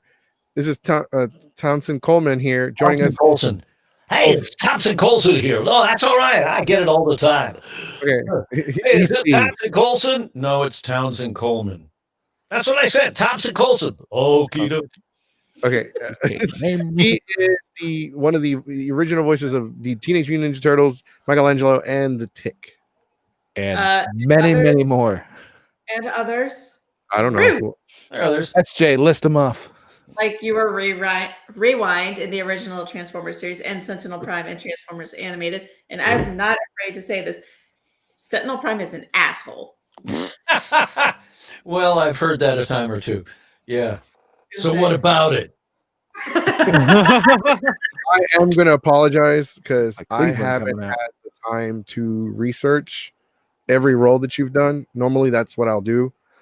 I haven't had the time because the beginning of the year, it's like for the group, because this group is not just the podcast. We have several other things that we do for the year, like events, panels, Texas Renaissance Festival event, like whatever we got going on for the year. This is when we start planning. And with everything going on with everything being so uncertain, it's come to the point where we have to decide whether, okay, are we going to attempt to sign up? Or are we just not going to do it? There's just so many things going on. And, I'm in the process of firing one of the staff members. So I would, dude, just right. No, these guys aren't staff. These guys are co-hosts. We're freelance photographers. You're not freelance either. You're on a contract. No, No, I'm messing with you. No, the staff. Remind me not to come work for you. So, like the other people that help me run the group, they're the people that help me book the hotel rooms, help me plan out the panels, help me figure out which panels we're going to host. They help me run the clan at the Texas Renaissance Festival. They help me with everything. They help me run security in our room parties. They help me run everything. They also help cover the cost. Goku, what tax form do I need to fill out for this year? A 1099. Oh, jeez. There you I go. don't like filling out these things. Are we at that point already? If I get a tax ID, you file a 1099, you might get all of your taxes back, considering the fact that we didn't make a profit. Mom's a CPA. I'm used to this stuff. And whenever SCA, You're a CPA? Mom is. Oh, your mom is. All right. I can't do numbers. That's why I'm in healthcare. she's a radio technician. Is that right? I try to guess every time. I know you tried better than Goku has ever done. Radiologic technologist. I take x-rays. Are you better than me at what? Kind of close. I got the R and the T right. There's nothing else. True. Taxes and numbers? I'm a mathematician. I'm a mathematician. No, I do my own things. Dude, I got 1,200 last year back. I can divide by 0. Anyway, so I have a couple of questions. What when you did go audition for Michelangelo, they were telling you, so yeah, we want a party dude. Like, how did you come up with Michelangelo? Was that Well, like they were actually even more specific than that. They had said that they wanted a surfer dude that Mhm. was kind of like Sean Penn in Fast Times at Ridgemont High, and the Spicoli character. And Okay. so, yeah, and so I am not an impressionist in any way, shape, or form, um, but I could approximate that sort of vibe, and so that's what I did for the audition, and. The rest, as they say, is history. There you go. Yeah. So of the episodes, whether you've seen them, but you've worked on all of them, do you have a favorite or a most hated one? No, I hate to say it, but that is a question I can't even answer. You know, it's like, yeah, I love all of them Pick your equally. favorite It's child. like Didn't you kind of like? it's Didn't like you? Sophie's Choice. Yeah. No, I don't. kind of Because already I answered haven't that seen question. enough of them to even begin to tell you, Okay. you know, which one I like the best. So I hate to put it like that. Oh no! I already knew what you were going to say because you kind of already answered it. You Okay. said that y'all didn't have the animation in front of y'all when y'all recorded, and you Right. didn't really watch a lot of the show. You probably saw bits and pieces. So I was like, he probably had actually never seen the whole continuity, which is fine. That's understandable. Well, no, It yeah, happens. but he still spoke it, And so it's here's like, but here's the other thing too is because we were there in the studio for 2, 3, 4 hours recording an episode, um, before there was ever any animation, we could take a look at the storyboard because the voice director, in this case, Sue Blue, in the control room had the storyboards, as well as the recording script. But, um, but I guess I always sort of felt like I've already seen this one. Mhm. Just because we recorded it, and so it's not like I never ever felt like I needed to go back and actually watch the episode once it was actually on the air, Okay. and animated. You all You know? recorded in the same room, didn't you? Yeah. Yeah. So it's like us going back and watching a podcast. Like, we already saw this. We were here. We don't need to see it Right. again. Right. Yeah, exactly. Especially So if you guys record it multiple times to get the take right. Like, exactly. this is no longer entertaining for you, but it's fun to Exactly. do. Right.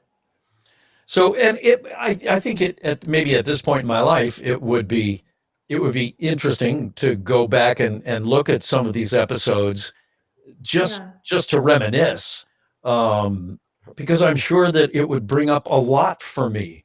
It would probably trigger a lot of memories for me of those days, not just doing Ninja Turtles, but just of where I was in my life at that time, where I was with my family, my kids, and my, you know, just where our world was, and it would get me reminiscing a lot. I think if I were to go back and look at some of that, old work that I did back then.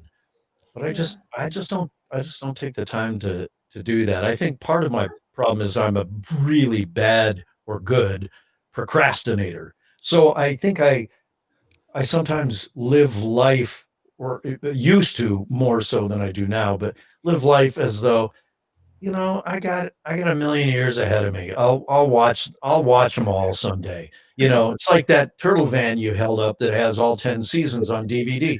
I don't even own that, but I've signed a million of them at Comic-Con. Okay. And so whenever somebody comes up, to have us autograph that turtle van, I I had the same thought every single time. Say, I gotta get me one of these someday. I gotta buy this set because I don't have the full set of all our episodes on DVD anywhere. Back when when we first started to go on the air, I would record them myself at home. So I've got a lot of the original episodes of all the shows that I've done on videotape. Well, you can imagine how often I watch those. So, right? Bust out the old. So I keep VHS player. I keep saying I'm gonna get that turtle van with all 10 seasons in it someday. And I'm gonna You watch should probably those do it videos. sooner than later because it's gone up to 150. Uh-uh. Are they, Go even on still, Amazon. are they even still for sale? Can you even still get them? You can get it for 150 brand new. I was gonna say I thought I got mine for like a third of that, maybe a see. fifth of that.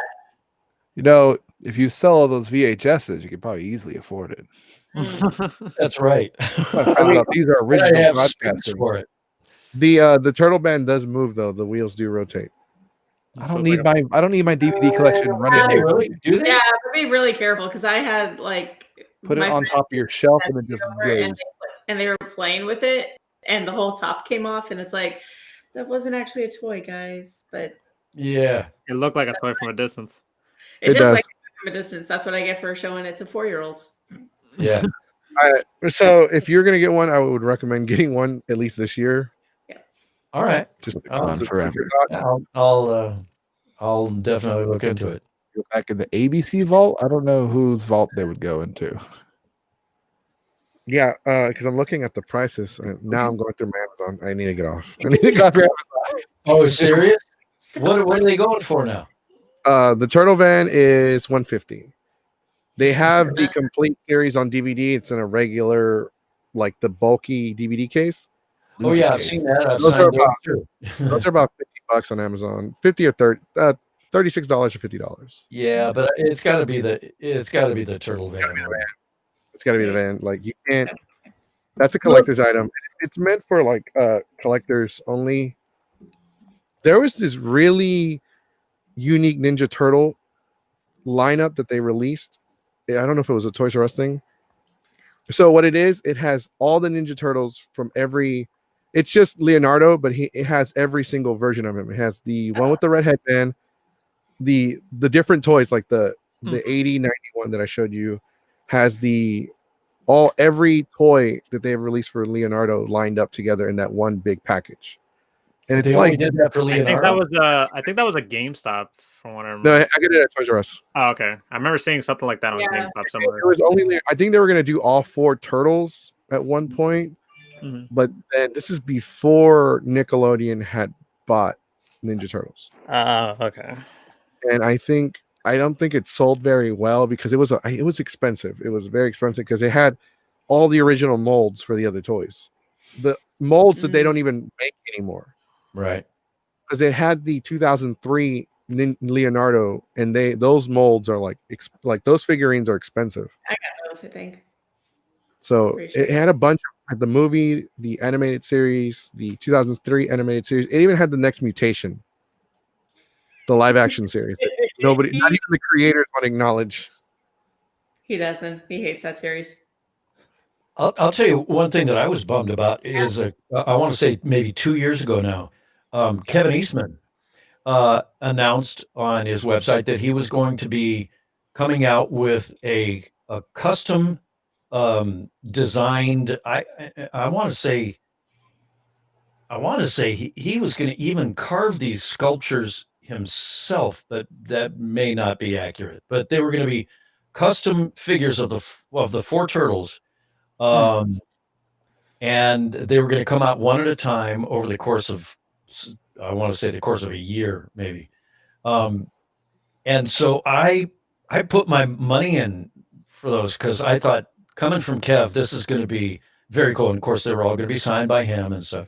Oh wow. And then I waited and waited and waited, and then he canceled it. He canceled the whole idea and never ended up doing it. I was so bummed because, there's so much of the Ninja Turtle stuff that I never did get. And, but I've seen some really cool stuff, come through at Comic-Cons that people have had me sign. And I'm like, where did you get this? Well, it's a con exclusive, or it's a whatever exclusive, or it's Behind the back alley exclusive. yeah, or it's a pop exclusive, it's all these exclusives. And I'm like, well, how do I find out about these things? I want one of these exclusives. There are so many exclusives to everything that it's actually overwhelming. which is right, which is why I, decided to stop buying Ninja Turtles stuff, after that first year back probably in 1987 or 88 Yeah. sometime. I thought there's no way I can keep up with this stuff. When they started coming out with different versions, some of these like really weird, I can't even remember what it was at the time. I know, like they had them in Star Trek, Batman. Right. And I thought, well, that's not Ninja Turtle. It's like, oh man, they're going to start coming up with so many different kinds of mashups of these things. There's no end in sight. Because Yeah. my whole goal at the beginning was I'm going to get one of everything that they come out with. Because I want a complete set of whatever this ends up being. Having no idea, of course, that it was going to turn into what it turned into. You'd have And no at some house. point, I finally just had to say, look, I can't do this anymore. I can't keep up with this. It's going to kill me. The strangest one I thought that they made was the transforming Ninja Turtles. They would turn into just turtles. Just regular old like box turtles. Oh Yeah. yeah. What? Those. Yes, they turned into turtles. I never saw that one. That's pretty cool. Yeah, it was like That sounds really cool. It was actually pretty awful. The shell wouldn't close after a while anymore. It would close, but Yeah. then after a while, you would wear off the little locking mechanism. did that for the series. Yeah, it was like you could actually mutate the turtles so they were little regular turtles, and then you put like the slime on them, and then you could transform them into the Ninja Turtles. I was Okay, I don't know I about liked it the at the slime time. thing. But I was like, man, what the hell is this? Well, that's what the 2003 version had. So yeah, I guess they redid it again. But they kind of they pretty much redid it. I got him dabbing. There you go. Michelangelo would dab. I tried to at least get one action figure of every character I've done. So it was a nice find to find Usagi Yojimbo and Rat King back here in a little comic book store I over still here in Burbank. But some of the coolest stuff I have is actually stuff that like fans have gifted me. Fans, and not only that, but creators like so one of the characters I did the voice of was Waldo, and Where's Waldo? Mm-hmm. Okay, and Waldo, that Where's Waldo series of books were just a huge phenomenon, the world over. And Martin Hanford, the guy who created the character but also drew all those books, he sent me after we did that series. He sent me as a thank you a hand-drawn little figure of Waldo in a little tiny matted frame. I mean, this thing is probably not more than 5 inches wide, maybe about 8 inches tall. And it's just Waldo straight on with a little inscription written by Martin below that to me, just thanking me for the job that I did providing Waldo's voice for the series. I mean, it's like that thing it's priceless to me, stuff like that. I had a fan, a gal, I did a voice on, I don't know if you guys remember Gem and the Holograms. Yes. So I did the voice of Riot on that, the rock singer, the lead singer of the Stingers. And it was not the singing voice, but the speaking voice for Riot. And some toy company came out with a line of toys based on that series that were like really detailed and high quality with all the accessories and stuff in this incredible packaging. And at a con I did up in Toronto, the Toronto area years ago, this gal was the head of this Gem and the Holograms fan club. And she came with a number of other fans who were fans of the show. But this was actually a Transformers convention that I was at in Toronto, not a Gem and the Holograms thing, but they made the trip to come meet me for one, but also present me with this character, this toy action figure, if you will, that is just absolutely stunning in its detail. It's just crazy. So those are some of the greatest action figures, if you will, that I've gotten over the years. I remember at one of the very first cons I did for the Tick, some fan came through the line and there was an episode called there was an episode where the Tick is upset that his sidekick Arthur is now dating somebody, and so he has a pity party, and so he carves for himself this thing that he calls Little Wooden Boy. Well, Little Wooden Boy is made of a piece of 2x4 with some 2x4s attached for arms with an eye hooks, and he just draws on it with a Sharpie. Well, somebody actually made one of these things of Little Wooden Boy for me. Really? That's cool. It's fantastic. When I was over in England one time at a big Transformers convention over there, one of the fans at that convention, who was also a Ninja Turtles fan, presented me with a pillow that is just a square pillow that he made and he sewed together. And all it is just the breastplate, Michelangelo's breastplate with his belt and the M on it. That's all it says. No arms or face or anything like that. It's just this, like this, if you imagine just the square of his around his belt. And it's a pillow that I have. Stuff like that is that stuff just blows me away. Yeah. I have a question when it comes to autographs. Have you ever had any fans that have asked you to like sign a body part, like an arm, Sure. like their forehead, their butt, their chest? Yeah, well, it hasn't gotten quite that far, but yes, I'll give you the best example. One of the things that I love seeing at these cons are the tattoos that people have, and very often of their favorite characters. And so I've seen plenty of Ninja Turtles tattoos on people at these cons.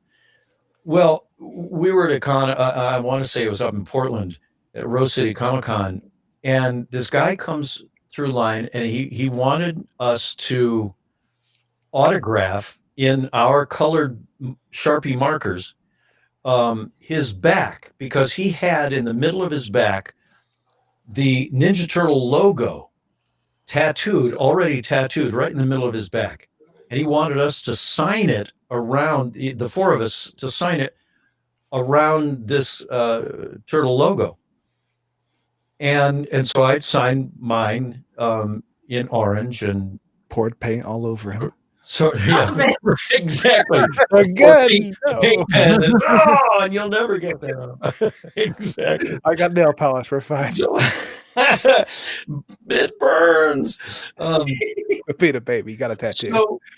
But this guy, that was on a Saturday. He comes back the next day to show us that he had gone out that night and had our autographs tattooed onto his back, just tattooed right over our autographs in our colors. And he came back and showed us the next day.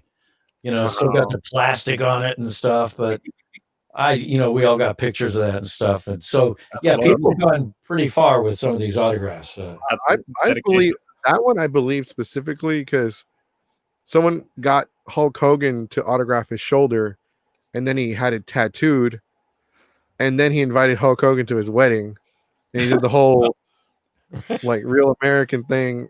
And Right. Hulk was like, "Well, brother." Brother Jack, dude. Then he married them. Became the minister. Right. Got his day license and performed the ceremony. I'm only thinking about the tattoo over like a Sharpie. Like, is that like an infection waiting to happen? That's what I was wondering. Like you clean it off and maybe it leaves a little bit left. Not if the tattoo if it's still fresh, maybe, but if it's already done healing and it's just there, yeah, you're fine. I mean, we have a tattoo friend. We can like ask. Yeah, them. we need to. We'll ask our tattoo person. Like, would that be an infection? Have you done this before? Well, the reason why I ask is at one convention, everybody was convinced I was Maui from Moana, and this one girl asked me to sign her chest, You mean Wayne Johnson. and I signed her chest. It was great. I was like, hell yeah! I signed my first pair of boobs. Right. How do you spell Maui? I know I put "You're welcome" on Okay, it's like you spell Maui. because, like, when I saw the movie, even I was like, "Damn it!" Never mind. The mirror. Shit. Yeah, like, but that's The Rock. No. But that you're the physical build. You're the guy they based it off of. So fuck. No, I was just curious because, like, signing my first bird, it was all like, yeah, I want to sign somebody's butt now. That never happened, and I am sad. Yet. Yes, my friend, he commented. You wrote. God. You're Dude, welcome on your bits. I love that new little feature because on the podcast before, the previous format we had for last year, whenever we had a guest on, we'd had to read the comments to him, and he never got to see him. Oh, So now with you, we can at least show it to you. Like, hey, we're not making this shit up. Like, right. we actually have people watching. I What have. are you drinking? He's drinking vodka. Yeah. Like No, And- True. maybe in my old days, but no longer. It's just LaCroix. Okay. LaCroix flavored water. Yeah. Berry. Berry. Tangerine's my favorite. I was gonna say, I had orange iced tea. There you go. I'm just having. I was trying to go with the thing. I was disappointed. I don't have like any Michelangelo themed apparel. Oof. Everything. I have one Raphael shirt. Everything else is all four of them. I Hey. had a Michelangelo shirt in high school, but it was the 2003 series, not. They went Awesome. out of the way to have extra Ninja Turtle stuff visible for because you were coming on the show. My Ninja Turtle stuff has There. been there. No, it's Always. not. He tries to cover that up as much as possible. He cleaned it off No, for this show. sometimes I use, no, So- I so- clean my room. So Jace's contribution was just having a green background. He's got his green screen. Oh, he was running late, so he couldn't put That's the Go Green effect. Machine, right? This is. I told you, it's a giant inflatable turtle. You just can't see the rest of it. Right. This is Oh, just the shoulder. Okay, good. I was about to ask. That better not be the body part I think it is. This is the butt. I'm gonna sign it later. Oh, Get that before also Goku. another thing that they had brought up on the Toys That Made Us. So the original mold for the Ninja Turtles had the little back piece, the tail. Oh yeah. Oh, right. Yeah. And they got Right, rid so of they that. had to get rid of it because when it was You the look at it shadow, from the front. like turtle junk. Right. See the silhouette is like coming soon. It's like that looks like a piece. So yeah, like now that they have them on there because we know better. But Anatomy. Ooh. Sorry. Anatomy. I learned more about the human body from Google than I have in school. We swore so much. I should have mentioned that part. We are scientists on this show. We discuss the cold That's hard facts of research and making stuff up. Hey, look, we got another comment. There you go. Gabby showed up 8 minutes before we're done. So like we have a couple questions, and we're going to ask you: are there any shows that you would have liked to work with as a voice actor? Yeah, I would have loved done Simpsons. Hey, that's a good one. Yeah. Right. Used to be Um, working too, like on that one. We show. also would have 30 years accepted ago. Futurama. What's that? We Futurama. also would have accepted Futurama as an acceptable answer. Or Futurama. Yeah. Animaniacs. Oh, Oh, there you go. Story sure. you told back at Alamo City? I'm sorry. How like you was that a legit story you told? I know there was a moment where when you guys were doing the voice act panel, it was all four of you guys. Rob had just flown in from Denver or something doing an Animaniacs, and you were Right. there with Dan Gilvezan, Paul Lighting, Greg Berger, and I think like Troy Baker and a couple of like video game people. Right.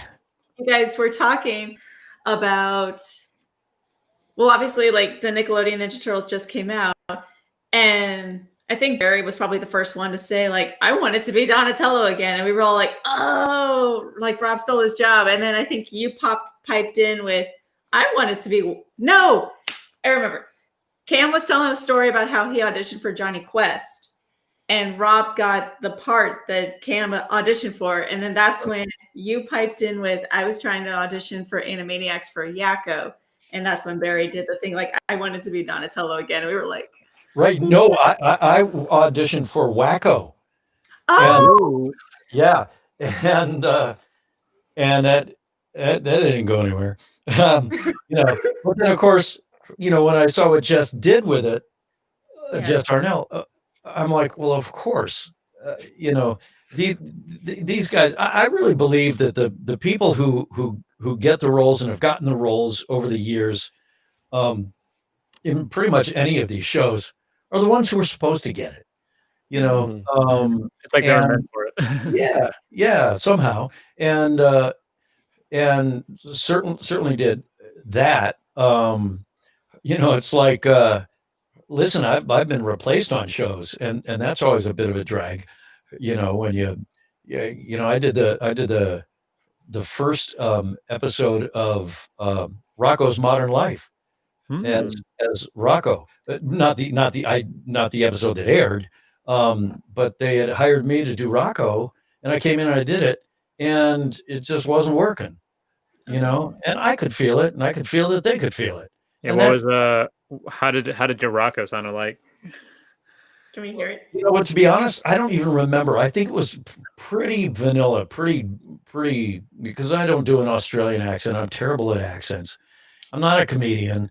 I'm not an impressionist. I'm not anything. Um, and so that's always a sort of a discouraging feeling when you sense that they're sensing that this isn't quite working, and it didn't, but then when I saw the show and I saw that, what Carlos Alazraqui had done with it, Mhm. it was like, well, of course, okay, that's how it should have been, and no wonder they went with him and went in that direction.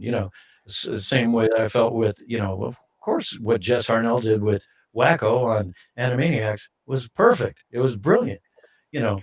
So I mean, there really aren't any characters that I've seen in animated shows that I just went, oh, that should have been me, because I always end up feeling like, oh, okay, well, I get it now that I see Mhm. it. It makes sense. Which I The think is probably why I'd be a terrible casting director, or maybe a terrible director to begin with. Um, this is Mhm. not my thing, so, So but casting directors can do their job. QC directors, not so much. right, We've thrown one under the bus and praised the other. as somebody that likes to do, like, I like to work in production. Like, I like working on like the background stuff. Like, it's always like that whenever a character is being introduced, kind of like how Michelangelo, Wacko, all these characters were being introduced for the first time to the world.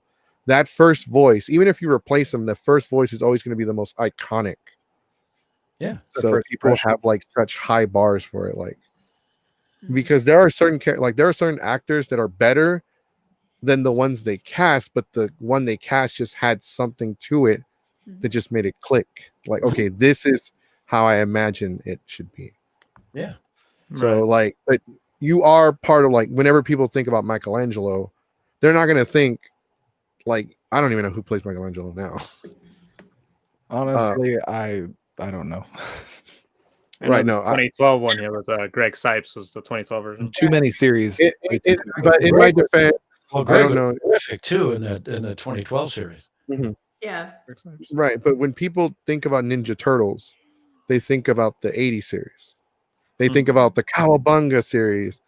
They think about like Leonardo as you have Michelangelo, who's the party dude, Raphael, who's mean, who's cool but rude, Just mean. Donatello's I messed it up. I messed up the order, so that's why I'm a little confused. But like, when people think of Ninja Turtles, they think of that theme song, they think of that incarnation of the Ninja Turtles, and they hear those voices. Yep. And so that's just like, it doesn't matter how many Michelangelos we have, like, that Ninja Turtle series will always be the most iconic. Mhm. Like, yeah, I mean, sure, it doesn't age that well. Like, nothing ages that well. I mean, Power Rangers. Star Wars is an amazing story, but there's Power just Rangers some actually things didn't in age Star that Wars that did not age that well. Power Rangers did not age well. Not the first season. No, I it did think the not. tick still holds up. Let's But do anyway. some homework, guys. I do Hiya. too. Yeah. Now we're One more yeah. quick- were you guys doing those little like quips during the theme song? Like when it's Michelangelo's the party dude and he's like spinning into a party. Was that you? Or that wasn't you? Nope. That was just like the band? No, you know who wrote that theme song was Chuck Lorre, Hmm. the guy who created 2.5 Men. the 2.5 Men, help me out. Big Bang Theory. There's like a million shows. There's a lot. I'm bad. I'm actually bad with names. No, I'm totally drawing a blank, and I can't believe it now. Oh my gosh. A Big Bang Theory. Big Bang, yeah. Right. Um, so yeah, Chuck wrote that theme song with a partner, and those voices are actually Chuck Lorre's voices. Wow. Wow. Yeah. Holy crap.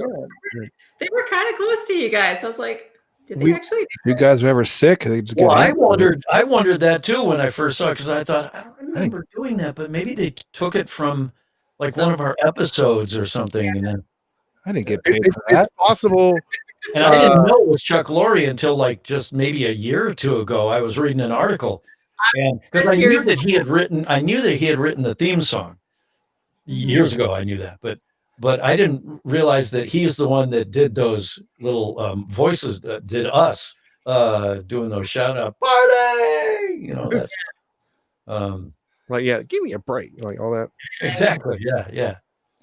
Drove you all out of business. I mean, it's possible that they could have just taken sound clips. I don't know if there was an anchor man. I think his name was Brian Williams or something like that before they kicked him off whatever news network he worked for. NBC. NBC. They took some person spent like half a year and they looked at all his clips and they compiled it all together to where he sings Baby Got Back by Sir Mix-a-Lot. And it's all robotic too. I like big butts and I can't not lie. It was so amazing. Right. I watched that once a day for a year. Yeah, no, but like just before we get off, because we're going to ask you these really tough, serious questions. No, don't. No. Can you give us like your top 5 shows that you're watching right now to like That's help? too tough. We already covered the M&M topic. Yeah. Are we talking about the candy or the wrapper? And I already told you I don't watch TV. So Okay, yes, you did. Yeah. I'm just asking because I was curious because I just finished Cobra Kai. God, first mention the Cobra Kai of the year. All right. You haven't seen Cobra Kai. It's amazing. I watched it for the distance. Haven't seen In Cobra Kai. We're moving on. If you ever like Karate Kid, I do recommend it. But with that being said, I want to thank you very much for being on the show. It's definitely our first show of the year. We haven't done anything. I've tried to live stream video games, but I cuss too much and I get too frustrated to live stream myself playing Call of Duty. But good. Yeah, no, I've gotten calmer now that I'm like much better. I'm actually ranked in the 300,000s out of 14 million players in the world. I don't know what that means. Just get better at playing. That'll help. I only play zombies. That's all I play. I put 100 hours into the game. In 20 days, I put 100 hours. Anyway, so I want to thank you very much for being on here. We would like to have you again in the future. Hopefully, we can talk more about other shows you worked with. I know we talked a lot about TMNT, considering the fact that TMNT is like such an iconic show, and I got that back there. Doesn't use it. I do use it actually. I already been to both games like 5 times. Turned it on for the first time in 6 months. No, I played it. I'm just making up things. I don't care. I didn't play it because I didn't play it for. I don't play it that often because the company that makes these, they don't use very good quality joysticks and they go bad after a while. Right, the joysticks. That's why. No, because people like they take them to the conventions and after the weekend is over, they have to replace the buttons and the joysticks because they are worn out and broken. They use cheap material for the arcade pad. So you know I am messing with you. We have other people watching, sir, and they're very impressionable. Look at this. Look at this. What? Oh damn! I missed some comments. Oof. Sorry, guys. Oh, well. Let's get the wrong menu. Anyway, so thank you very much. Hopefully, we can have you again in the future. Thank you. You know, you are the voice of Michelangelo. You made a lot of our childhoods, especially mine. You know, I watched the show since I was 2 years old. I'm 32, and it's one of these things that I still collect and I still cherish a lot. All right. Well, I'll tell you what. Before I go, how about can you guys give me a cowabunga? Can we do a cowabunga together? Oh. I got 3, 2, 1. Yeah, you got to do like in the movie Cowabunga. So no, because here's what I'm going to do. I'm going to count it down from 3. Okay, ready? Here we go.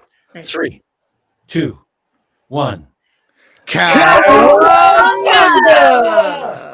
Whoa, dudes! I do that. That was audacious. Totally, dude. Nice. I like Cowabunga more than the new one. Booyakasha. Booyakasha! There you go. Thank you. Anyway, I grew on it. Yeah. Yeah, cowabunga first. Cowabunga. Cowabunga's always first. Cowabunga, dude. All right. All right, Thank guys. Well, thank you so much. Thank you so much for being on here. Thank you. Yeah. All right. Goodbye. All right, guys. Thank you so much for checking out the Geeks Forever podcast. If you haven't already, make sure you subscribe to us on Twitch, YouTube, and Facebook as well. We also have content coming out daily. Keyblade Sonic's going to be releasing daily material as well, and we're going to be doing other stuff. Let's Play. We're also going to be doing another podcast. It's going to be audio only on Spreaker. It'll be on Spotify and iHeartRadio. And the Geeks Forever podcast will be back on Wednesday and Friday next week at 7 p.m. Central Time. If you haven't already, also check out our TikTok, Geeks Forever TikTok. All right, guys. Thanks for watching. Stay classy, everybody. Bye. Don't wave your hot dog in traffic. It's illegal. Dang it. Just had to end it on a sour note.